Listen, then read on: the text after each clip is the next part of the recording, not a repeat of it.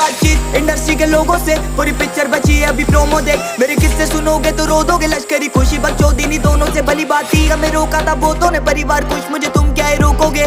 बिस्तर बना देंगे नोटों के अगर मेहनत को पैसों से तोलोगे। रुकेगी कलम नहीं जब तक जिंदा, मैं मरूंगी तब तक नहीं कला है जिंदा। मुझे लगता है जानती सब हूँ मैं, हार या जीत की होती नहीं चिंता। मैं सुनती हूँ लोगों को ज्यादा नहीं, पर मैं जानती सबके हूँ दिल का।